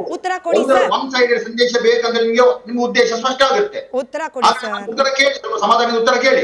ಹೇಳಿ ಸರ್. ಆಯ್ತು, ಈಗ ಯೂಟ್ಯೂಬರ್ಗಳ ಮಾಹಿತಿ ಎಲ್ಲಿಂದ ಬರುತ್ತೆ? ಒಂದು ಯಕ್ಷ ಪ್ರಶ್ನೆ ನಿಮ್ದು. ನಾನು ಹೇಳ್ತಾ ಇದ್ರು, ಈ ಕರಾವಳಿಯ ಎಷ್ಟೆಷ್ಟು ಬಹಳ ದೊಡ್ಡ ಮಾಧ್ಯಮಗಳಿವೆ, ಪ್ರಿಂಟ್ ಮೀಡಿಯಾಗಳು ಫ್ರಂಟ್ ಪೇಜ್ ಅಲ್ಲಿ ಮಾಹಿತಿಗಳನ್ನು ಕೊಡ್ತಾ ಇವೆ, ಬಹಳ ಅವರಿಗೆ ಮಾಹಿತಿ ಎಲ್ಲಿಂದ ಬರ್ತಾ ಇದೆ? SIT ಅಂತ ಹೇಳ್ತಾ ಇಲ್ಲ, ಸರಿ ಅಲ್ವಾ? ಗುಟ್ಟಾಗಿ ತನಿಖೆ ಅವರಿಗೆ ಎಲ್ಲಿಂದ ಬರ್ತಾ ಇದೆ ಅಂದ್ರೆ ಅವರಿಗೆ ಬರಬಹುದು, ಯೂಟ್ಯೂಬರ್ಸ್ಗಳಿಗೆ ಬರಬಾರದು. ಇದಲ್ವಾ ನಿಮ್ದು ಕನ್ಕ್ಲೂಷನ್? ಇಲ್ಲ, ಕೀರ್ತಿ ಅವರೇ, ನಮ್ಗೆ ಹೆಂಗೆ ಅಂತಂದ್ರೆ, ಈಗ ಕೋರ್ಟ್ ನಲ್ಲಿ SPP ಅವರ ವಾದದಿಂದ ನಮಗ್ ಖಾತ್ರಿ ಆಗಿದ್ ವಿಚಾರನ ಪ್ರಸಾರ ಮಾಡಿದ್ವಿ. ಅದಾದ ನಂತರದಲ್ಲಿ ಅಲ್ಲಿ ಆ ಬಂಗ್ಲೆಗುಡ್ಡದಲ್ಲಿ ಸಿಕ್ಕಂತಹ 2 ಅಸ್ಥಿಪಂಜರಗಳು, ಅದರ ID ಕಾರ್ಡು, ಅದರ ಥ್ರೂ ಯಾರು ಫ್ಯಾಮಿಲಿ ಮೆಂಬರ್ಸ್ನ ಕರ್ಕೊಂಬಂದ್ರು, ಸೊ ಇವ್ರದ್ದಿರಬಹುದು ಅನ್ನೋ ಮಾಹಿತಿ ಸಿಕ್ತು, ಅದರಿಂದಾಗಿ ಸುದ್ದಿ ಪ್ರಸಾರ ಮಾಡಿದ್ವಿ. ಈ ಲೀಕ್ ಆಗ್ತಾ ಇದೆ ವಿಚಾರ ಅನ್ನೋದು ನಮ್ಗಂತೂ ಗೊತ್ತಾಗಿಲ್ಲ. ಧರ್ಮಾಧಿಕಾರಿಗಳ ತನಕ ಲೀಕ್ ಆಗ್ತಿದೆ ಅನ್ನೋದು ಮೇನ್ ಸ್ಟ್ರೀಮ್ ಮಾಧ್ಯಮಗಳಿಗಂತೂ ವಿಚಾರ ಗೊತ್ತಾಗಿಲ್ಲ. ಇದು ಗೊತ್ತಾಗ್ತಿರೋದು ಎಲ್ಲಿಂದ ಅನ್ನೋ ದೊಡ್ಡ ಅನುಮಾನ. ಹಾಗಾದ್ರೆ ಪ್ರಸಾರ ಹೇಗೆ ಮಾಡ್ತೀರಿ? ಲೀಕ್ ಆಗ್ತಾ ಇಲ್ಲ, ಪ್ರಸಾರ ತಥಾಕಥಿತ ದೊಡ್ಡ ಮಾಧ್ಯಮಗಳು ನಾವು ಪ್ರಸಾರ ಮಾಡಿಲ್ಲ ಸರ್, ಪ್ರಸಾರ ನಾವು ಮಾಡಿಲ್ಲ. ಬಿಡಿ ರಾಬರ್ಟ್ ಸರ್, ಪ್ರಸಾರ ನಾವು ಮಾಡಿಲ್ಲ. ಮಾಡಿದವ್ರ ಬಗ್ಗೆ, ಯೂಟ್ಯೂಬರ್ಸ್ ಬಗ್ಗೆ ನನಗೆ ಅನುಮಾನ ಇದೆ. ನೀವು ಅದಕ್ಕೆ ನಿಮ್ಮ ಉತ್ತರ ಕೊಟ್ಟರೆ ಕೀರ್ತಿ ಅವ್ರು ಅವ್ರ ಉತ್ತರ ಕೊಡ್ತಾರೆ, ಕೇಳಿಸ್ಕೊಂಡು. ಉದಯವಾಣಿ ಅಂತಹ ಹೆಸರಾಂತ ಪತ್ರಿಕೆ ದಿನ ಇದೆ, ಅವರ ಫ್ರಂಟ್ ಪೇಜ್ ಅಲ್ಲಿ ಇದರ ಬಗ್ಗೆ ನ್ಯೂಸ್ ಇದೆ. ಎಲ್ಲಿಂದ ಏನಂತ ಹಾಕಿದ್ರು ಸರ್? ಧರ್ಮಾಧಿಕಾರಿಗಳಿಗೆ ವಿಚಾರ ಲೀಕ್ ಆಗಿದೆ ಅಂತ ಹಾಕಿದ್ರ? ಅಲ್ಲಲ್ಲ, ಇನ್ನೊಂದು ಕಡೆ ಧರ್ಮಾಧಿಕಾರಿಗಳು ಸಪೋರ್ಟ್ ಮಾಡಿ ಬರ್ತಾ ಇದೆ, ಅದು ಹೇಗೆ ಬರ್ತಾ ಇದೆ ಅಂತ ನನ್ನ ಪ್ರಶ್ನೆ ಇದ್ದಿದ್ದೇನು ಸರ್, ಧರ್ಮಾಧಿಕಾರಿಗಳಿಗೆ ರಾಬರ್ಟ್ ಸರ್, ನಾನು ಏ ಪ್ರಶ್ನೆ ಕೇಳಿದ್ರೆ ನೀವು ಝೆಡ್ ಬಗ್ಗೆ ಉದಯವಾಣಿಗೆ ಸಿಕ್ಕಿದ್ರೆ ಅಪರಾಧ ಅಲ್ಲ, ಆರ್ ಕನ್ನಡಕ್ಕೆ ಸಿಕ್ಕಿದ್ರೆ ಅಪರಾಧ ಅಲ್ಲ, ಯೂಟ್ಯೂಬರ್ ಸಿಕ್ಕಿದ್ರೆ ಅಪರಾಧ ಆಕ್ಚುಲಿ ಒನ್ ಸೈಡೆಡ್ ಸುದ್ದಿ, ಸತ್ಯದ ಪರವಾಗಿರುವಂತ ಸುದ್ದಿ. ರಾಬರ್ಟ್ ಸರ್, ನಾನು ಏ ಪ್ರಶ್ನೆ ಕೇಳಿದ್ರೆ ನೀವು ಕಡೆ ಪ್ರಶ್ನೆಗೆ ಉತ್ತರ ಕೊಡ್ತಿದ್ದೀರಿ. ನಾನು ಕೇಳಿದ್ದು ಧರ್ಮಾಧಿಕಾರಿಗಳಿಗೆ SIT ವಿಚಾರಗಳು ಲೀಕ್ ಆಗ್ತಿದೆ ಅಂತ ಹೇಳಿ ಯಾವ ಮಾಧ್ಯಮ ಪ್ರಕಟ ಮಾಡ್ತು ಸರ್, ಅಪಾರ್ಟ್ ಫ್ರಮ್ ಯೂಟ್ಯೂಬ್ಸ್? ಅದ್ ನನ್ನ ಪ್ರಶ್ನೆ ಆಗಿತ್ತು. ನೀವು ನಿಮ್ಮ ಉತ್ತರ ಕೊಟ್ಟಿದ್ದೀರಿ, ಕೀರ್ತಿ ಅವರೇ ಹೇಳಿ. ನೋಡಿ, ಸಮಸ್ಯೆ ಏನು ಗೊತ್ತಾ, ಸತ್ಯದ ಪರವಾಗಿ ಯಾರಾದರೂ ಇದ್ರೆ ಇವ್ರಿಗೆ ಬಹಳ ಕಷ್ಟ ಆಗ್ತಾ ಇದೆ. ಈ ಗ್ಯಾಂಗ್ಗೆ ಸಮಸ್ಯೆ ಏನು ಅಂತಂದ್ರೆ, ಇವ್ರುಗಳಿಗೆ ಸತ್ಯ ಈಗ ಪತ್ರಿಕೆಗಳ ಹೆಸರು ಹೇಳ್ತಾರೆ, ಮೀಡಿಯಾಗಳ ಹೆಸರು ಹೇಳ್ತಾರೆ. ಯಾಕೆ ನೀವು ಅವ್ರ ಹಾಗೇನೆ 8 ಸಿಕ್ತು 10 ಸಿಕ್ತು ಅಂತ ಹೇಳಕ್ಕಾಗಲ್ಲ ಅಂತಂದ್ರೆ, ನಿಮಗೆ ಒಂದು ಡಿಪಾರ್ಟ್ಮೆಂಟ್ ಇದೆ, ನೀವು ಅದಕ್ಕೆ ಆನ್ಸರಬಲ್. ಹಾಗೆ ಒಂದು ಪತ್ರಿಕೆಗೆ ಅದಕ್ಕೊಂದು ಇಲಾಖೆ ಇದೆ, ಅದಕ್ಕೆ ಅವ್ರು ಆನ್ಸರಬಲ್. ಏನು ಬರೆದಿದ್ದಾರೆ ಇವ್ರಿಗೆ ಗೊತ್ತಿಲ್ವಾ? ಒಂದು ಪತ್ರಿಕೆಯಲ್ಲಿ ಬಂದ್ರೆ ಅದೆಲ್ಲಾದ್ರೂ ಸುಳ್ಳಾದ್ರೆ ಮಾನನಷ್ಟವನ್ನ ಒಂದು ಕಂಪನಿ ಹೆಂಗೆ ಹೊತ್ಕೋಬೇಕಾಗುತ್ತೆ? ನಿಮ್ಮ ಲೀಗಲ್ ಸೆಲ್, ಚಾನೆಲ್ ಕ್ಲೋಸ್ ಮಾಡಿ, ಚಾನೆಲ್ ಲೀಗಲ್ ಸೆಲ್ ಇವ್ರಿಗೆ ಗೊತ್ತಿದೆಯಾ? ಕೆಳಗಡೆ ಡಿಸ್ಕ್ಲೇಮರ್ ಅಲ್ಲಿ ಪತ್ರಿಕೆಯಲ್ಲೂ ಮತ್ತು ಟಿವಿಯಲ್ಲಿ ಕೆಳಗಡೆ ಏನಾದ್ರೂ ಈ ಚಾನಲ್ಗೆ ಸಂಬಂಧಪಟ್ಟ ಹಾಗೆ ದೂರುಗಳಿದ್ರೆ ಅಂತ ಅಂದ್ಬಿಟ್ಟು ಬ್ರಾಡ್ಕಾಸ್ಟಿಂಗ್ ಡಿಪಾರ್ಟ್ಮೆಂಟ್ ನಂಬರ್ ಹಾಕಿರ್ತಾರೆ. ಅವ್ರಿಗೆ ಗೊತ್ತಿದೆ ಏನ್ ಮಾಡಬೇಕು. ಇವ್ರೇನ್ ಮಾಡಿದ್ರು ಇವರು ಯೂಟ್ಯೂಬ್ನವರು? ಒಂದಿಷ್ಟು ಜನ ಹೇಳೋಷ್ಟು ಹೇಳಿದ್ರು, ಸುಳ್ಳು ಅಂತ ಗೊತ್ತಾಗ ಡಿಲೀಟ್ ಮಾಡ್ಬಿಟ್ರು, ಮುಗ್ದೋಯ್ತು ಅಷ್ಟೇ. ಬಟ್ ನೀವು ಡಿಲೀಟ್ ಮಾಡಕ್ಕಾಗತ್ತಾ? ಅಲ್ಲ, ಅದಕ್ಕೆ ನೀವು ಡಿಲೀಟ್ ಮಾಡಕ್ಕೆ ಕೇಂದ್ರದವರು ಇಂಥ ಯೂಟ್ಯೂಬರ್ಗಳು ಇದರಲ್ಲಿ ಸುಳ್ಳು ಸುದ್ದಿಯನ್ನ ಎಲ್ಲ ಕಡೆ ಹಬ್ಬಿಸ್ತಾ ಇದ್ದಾರೆ ಅಂತ, ಇದು ಹಾನಿ ಆಗ್ತಾ ಇದೆ ಅಂತ ಒಂದು ಮನಗೊಂಡು 2021ಗೆ ಇಂಟರ್ಮೀಡಿಯೇಟ್ ಡಿಜಿಟಲ್ ಎಥಿಕ್ಸ್ ಎನ್ನುವಂಥ ಬಗ್ಗೆ ಒಂದು ಬಂದಿತ್ತು. 2023 ಅದಕ್ಕೆ IT ಆ್ಯಕ್ಟಲ್ಲಿ ಇದನ್ನು ಮಾಡಿದರು ಕಾಯ್ದೆ. ಅಷ್ಟೊತ್ತಿಗೆ ಬಾಂಬೆ ಹೈಕೋರ್ಟಲ್ಲಿ ಹೋದಾಗ ಅದು ಇವರು ಸಂವಿಧಾನದ 14ನೇ ವಿಧಿ ಮತ್ತು 19ನೇ ವಿಧಿಗೆ ಅಡ್ಡ ಬರ್ತದೆ ಅಂತ ತೆಗೆದುಹಾಕಿದ್ರು. ಅಂದರೆ ಇಲ್ಲೂ ನಮಗೆ ಅಂದರೆ ಇಂತಹ ಸುಳ್ಳು ಸುದ್ದಿಗಳು ಈ ರೀತಿಯಾಗಿ ಹಬ್ಬುತ್ತಾ ಇರುವಂಥ ಸಂಕ್ರಮಣ ಕಾಲದಲ್ಲಿ ಇಂಥ ಒಂದು ಕಾಯ್ದೆ ಅಗತ್ಯ ಇದೆ ಅಂತ ಯಾಕೆ ಹೇಳ್ತೀನಿ ಸರ್, ನಿಮಗೂ ಈ ಪ್ರಶ್ನೆ ಕೇಳಬೇಕು ಅಂತಿದೆ, ನೀವು ತೆಗೆದ್ರಿ ಆ ವಿಚಾರ ಹೇಳ್ತಿದ್ದೀನಿ. ನಮಗೆ ಅಂದ್ರೆ ಮೇನ್ ಸ್ಟ್ರೀಮ್ ಮೀಡಿಯಾಗಳಿಗೆ ದೊಡ್ಡ ಸುಳ್ಳು ಸುದ್ದಿ ಹಬ್ಬಿಸೋರು ಬೇರೆ ಯಾರು? Thank you for your certificate, it's not valid. Robert sir, thank you for your certificate, but it's not valid, so keep it for yourself. ಪ್ರಶ್ನೆ ಕೇಳ್ತಿರೋ ಜಿತೇಂದ್ರ ಅವರಿಗೆ, ನೀವು ಜಿತೇಂದ್ರ ಅವರೇ ನೀವು ಉತ್ತರ ಕೊಡಿರಂತೆ. ಗೋಧಿ ಮೀಡಿಯಾ ಅಂತ ಹೇಳಿ ರಾಬರ್ಟ್ ರೊಸಾರಿಯೋ ಅವರೇ, ಮೈನ್ ಸ್ಟ್ರೀಮ್ ಮೀಡಿಯಾಗಳಲ್ಲೂ ಸುಳ್ಳು ಬರುತ್ತೆ ನಿಮ್ಮಂತವ್ರು ಬಂದು ಕೂತಾಗ. ನಾನು ಈ ತರ್ಕ ಕೇಳಿತಾನೆ ಇಲ್ಲ ಸರ್. ನನ್ನ ಪ್ರಶ್ನೆ ಜಿತೇಂದ್ರ ಸರ್, ಯಾವುದೇ ಮೇನ್ ಸ್ಟ್ರೀಮ್ ಮೀಡಿಯಾಗಂತೂ ಈ ಧೈರ್ಯ ಇಲ್ಲ ಸರ್. ಕಾರ್ ವಾಷಿಂಗ್ ಕಂಪನಿ ತರದಲ್ಲಿ ಎಲ್ಲಾ ಕಳಂಕವನ್ನ ವಾಶ್ ಮಾಡಬೇಕು ಅಂತ ರಾಜ್ಯ ಸರ್ಕಾರ ನಿರ್ಧಾರ ಮಾಡಿಬಿಟ್ಟಿದೆ. ಕಾರ್ ವಾಷಿಂಗ್ ಕಂಪನಿ ತರದಲ್ಲಿ SIT ಕೂಡ ಸಾಕ್ಷ್ಯ ನಾಶ ಮಾಡ್ಲಿಕ್ಕೆ ಹೊರಟಿದೆ. ಯಾವ ಮೇನ್ ಸ್ಟ್ರೀಮ್ ಮೀಡಿಯಾದಲ್ಲಿ ಹಿಂಗೊಂದು ವಿಚಾರವನ್ನ ಆನ್ ಗೋಯಿಂಗ್ ಇನ್ವೆಸ್ಟಿಗೇಷನ್ ಬಗ್ಗೆ ಪ್ರಕಟ ಮಾಡ್ಲಿಕ್ಕೆ ಸಾಧ್ಯ ಇರುತ್ತೆ? ಇಲ್ಲ, ಇದು ದೊಡ್ಡ ಷಡ್ಯಂತ್ರ ಆಗಿದೆ ಈ ಯೂಟ್ಯೂಬರ್ಗಳದ್ದು. ನೀವು ಅದು ಆ ವಿಡಿಯೋಗಳನ್ನು ನಿಮಗೆ ಅದನ್ನು ಪ್ರತ್ಯೇಕವಾಗಿ ಹೇಳುವ ಅಗತ್ಯ ಇಲ್ಲ. ಅಂದರೆ ಮೊನ್ನೆ ಕೂಡ ಕರ್ನಾಟಕದ ಹೈಕೋರ್ಟಲ್ಲೂ ಕೂಡ ಅಷ್ಟೇ ಇಂಥದ್ದು ಒಂದು ಅಪಾಯಕಾರಿ ಬೆಳವಣಿಗೆ ಇದೆ ಅಂತ ನ್ಯಾಯಮೂರ್ತಿಗಳಾದ ಅರುಣ್ ಕೂಡ ಹೇಳಿದ್ದಾರೆ, ಉಲ್ಲೇಖ ಮಾಡಿದ್ದಾರೆ. ಸಾಮಾಜಿಕ ಜಾಲತಾಣದಲ್ಲಿ ಯೂಟ್ಯೂಬ್ನಂತಹ ವೇದಿಕೆಗಳಲ್ಲಿಂತ ಸ್ಪಷ್ಟವಾಗಿ ಉಲ್ಲೇಖ ಮಾಡಿದ್ದಾರೆ. ಅಂದರೆ ಇಂಥ ನ್ಯಾಯಮೂರ್ತಿಗಳು ಆತಂಕವನ್ನು ವ್ಯಕ್ತಪಡಿಸ್ತಾರೆ. SIT ಕೋರ್ಟ್ನಲ್ಲಿ ವಕೀಲರು ಕೂಡ ಇದೊಂದು ಷಡ್ಯಂತ್ರ ಅಂತ ಹೇಳ್ತಾರೆ. ಮತ್ತು ಬಾಂಬೆ ಏನು ಕೇಂದ್ರ ಸರ್ಕಾರ ಕೂಡ ಇಂಥದ್ದು ಕಾಯ್ದೆ ಮಾಡಬೇಕು ಅಂತ ಹೇಳ್ತಾ ಇದ್ದಾರೆ. ಇಂತಹ ಸಂದರ್ಭದಲ್ಲಿ ಇವರೊಂದು ಅಪಾಯಕ್ಕೆ ಒಂದು ಸರಿಯಾಗಿ ಏನು ಅಪಾಯ ಏನು ರೆಡ್ ಲೈಟ್ ಇವರೇ ಇಂತಹ ಸುಳ್ಳು ಧರ್ಮಸ್ಥಳದ ಪ್ರಕರಣಗಳೇ ಇದೊಂದು ಏನು ಇಂಥ ಕಾಯ್ದೆಗಳನ್ನು ಮಾಡಬೇಕು ಎನ್ನುವಂತ, ತುರ್ತಾಗಿ ಮಾಡಬೇಕು ಅನ್ನುವಂಥ ಸಾರಿ ಹೇಳ್ತಾ ಇದ್ದಾರೆ ಜಿತೇಶ್ವರ ಅವರೇ. ಇದೇ ರಿಪಬ್ಲಿಕ್ ಕನ್ನಡದಿಂದ ಮಹೇಶ್ ಶೆಟ್ಟಿ, ತಿಮ್ರೋಡಿ, ಸಮೀರ್ ಇರಬಹುದು, ಗಿರೀಶ್ ಮಟ್ಟಣ್ಣ ಎಲ್ಲ ಮೇನ್ ಸ್ಟ್ರೀಮ್ ಮೀಡಿಯಾಗಳು ಕರೆದಿದೆ ನೋಡಿ. ಅವ್ರು ಬಂದು ಕೂರ್ತಿದ್ದಾರೆ, ನೀವು ಬಂದು ಮಾತಾಡಿ ಅಂತ. ಅವ್ರು ಹೇಳ್ತಾರೆ ನಮಗೆ ಯೂಟ್ಯೂಬ್ ಸಾಕು, ನಾವು ಬರಲ್ಲ. ಯಾಕೆ? ಅಲ್ಲಿ ಮನಸ್ಸೋ ಇಚ್ಛೆ ಬೇಕಾದ್ದು ಹೇಳ್ಕೋಬಹುದು. ಇಲ್ಲಿ ಕೂತ್ರೆ ಉತ್ತರ ಕೊಡ್ಬೇಕು ಸ್ವಾಮಿ. ಉತ್ತರದಾಯಿತ್ವ ಇದೆ ಇಲ್ಲಿ ಉತ್ತರದಾಯಿತ್ವ ಇದೆ, ಇಲ್ಲಿ ಉತ್ತರ ಕೊಡ್ಬೇಕು ಇಲ್ಲಿ. ಹಾಗಾಗಿ ನೋಡಿ, ಇವಾಗ ನೀವು ಹೇಳಿದ್ರಿ ಪದೇ ಪದೇ, ನಾವು ಹೇಳಿದ್ವಿ ಹೌದು. ಯಾವಾಗ SIT ಎದುರುಗಡೆ ಲಾಯರ್ ಹೇಳಿದಾಗ ಅವ್ರು ಅದನ್ನ ತಗೊಳಲ್ಲ, ಅದನ್ನ ಪಿಕ್ ಮಾಡೋದೇ ಇಲ್ಲ. ನೋಡಿ ರಾಬರ್ಟ್ ಅದನ್ನ ಮಾತಾಡಲ್ಲ ಅವರು. ಅವ್ರು ನಿಮಗೆ ಹೆಂಗ್ ಗೊತ್ತಾಯ್ತು ಮೇನ್ ಸ್ಟ್ರೀಮ್ ಮಾಧ್ಯಮಗಳು ಸುಳ್ಳು, ಮೇನ್ ಸ್ಟ್ರೀಮ್ ಮಾಧ್ಯಮಗಳು ಸುಳ್ಳು ಹೇಳಿದ್ರೆ ಬ್ರಾಡ್ಕಾಸ್ಟಿಂಗ್ ಕೆಳಗಡೆ ನಂಬರ್ ಬರ್ತಿದೆ, ಕಂಪ್ಲೇಂಟ್ ಹಾಕಿ ನೋಡೋಣ. ಹಾಕಿ ಎಲ್ಲರೂ ಸುಳ್ಳು ಹೇಳ್ತಾರೆ. ಪ್ರಾಬ್ಲಮ್ ಏನಾಗಿದೆ ಅಂತಂದ್ರೆ, ನೀವು ರಾಬರ್ಟ್ ಸರ್, ನನಗೆ ಸಮಯ ಇದ್ದದಿಷ್ಟೇನೆ, ಬಟ್ ನೀವು ಸರ್ಟಿಫಿಕೇಟ್ ಕೊಡ್ಲಿಕ್ಕೆ ಬಂದ್ರಿ, ಸರ್ಟಿಫಿಕೇಟ್ ಎಲ್ಲರೂ ಕೊಟ್ಬಿಡ್ತಾರೆ ಸರ್. ಯಾಕೆ ಹೇಳಿ, ಅದಕ್ಕೇನು ಖರ್ಚಾಗಲ್ಲ, ಯಾರಿಗೂ ಬಂದ್ಬಿಟ್ಟು ಪ್ರಶ್ನೆ ಕೇಳೋದಿಲ್ಲ. You are not answerable to anybody. ನಾವು ನಿಮ್ಮನ್ನ ಕರೆದ್ರು ಜನ ನಮ್ಮನ್ನ ಬೈತಾರೆ, ನಿಮ್ಮನ್ನ ಕರೆದೇ ಹೋದ್ರು ನಿಮ್ ಕಡೆಯವ್ರು ಬೈತಾರೆ. ಸೌಜನ್ಯ ಪರ ಅಂದ್ರು ಬೈತಾರೆ, ಸೌಜನ್ಯ ಸುದ್ದಿ ಪ್ರಸಾರ ಮಾಡದಿದ್ರು ಬೈತಾರೆ, ಮಾಡಿದ್ರು ಬೈತಾರೆ. ನಮ್ಮ ಕರ್ತವ್ಯ ಏನು, ಎಲ್ಲರಿಗೂ ವೇದಿಕೆಯನ್ನ ಕೊಟ್ಟು ಎಲ್ಲರ ವಾದವನ್ನ ಜನರಿಗೆ ತಲುಪಿಸಿ ಜನ ಡಿಸೈಡ್ ಮಾಡ್ಲಿ ಅಂತ ಹೇಳಿ. ಹಾಗಾಗೇನೆ ರಾಬರ್ಟ್ ಅವ್ರನ್ನು ಕರಿತೀವಿ, ತಿಮರೋಡಿ ಅವರನ್ನು ಕರಿತೀವಿ, ಕೀರ್ತಿನೂ ಕರಿತೀವಿ, ವಸಂತ್ ಅವರನ್ನು ಕರಿತೀವಿ, ಜಿತೇಂದ್ರ ಅವರನ್ನು ಕರಿತೀವಿ. ನಮಗೆ ನೀವೇ ಹೇಳೋ ಹಾಗೆ ಒನ್ ಸೈಡೆಡೇ ಸುದ್ದಿ ಪ್ರಸಾರ ಮಾಡಬೇಕು ಅಂದಿದ್ರೆ ನಿಮಗೆ ಕಾಲು ಮಾಡ್ತಿರ್ಲಿಲ್ಲ ಸರ್, ನಿಮಗೆ ಬಂದು ಕುತ್ಕೊಳ್ಳಿ ಅಂತ ಹೇಳಿ ರಿಕ್ವೆಸ್ಟ್ ಮಾಡೋ ಅವಶ್ಯಕತೆನೇ ಇರ್ತಿರ್ಲಿಲ್ಲ. So for your certificate thank you, but not needed. ಇವತ್ತಿನ ಚರ್ಚೆಗೆ ಸಮಯ ಇದ್ದದಷ್ಟೇ. ಧನ್ಯವಾದ ಮೂವರಿಗೂ ಕೂಡ ಚರ್ಚೆಯಲ್ಲಿ ಭಾಗಿಯಾಗಿದ್ದಕ್ಕೆ. ನೋಡ್ತಾ ಇರಿ ರಿಪಬ್ಲಿಕ್ ಕನ್ನಡ, ಇದು ನಿಮ್ಮ ಧ್ವನಿ.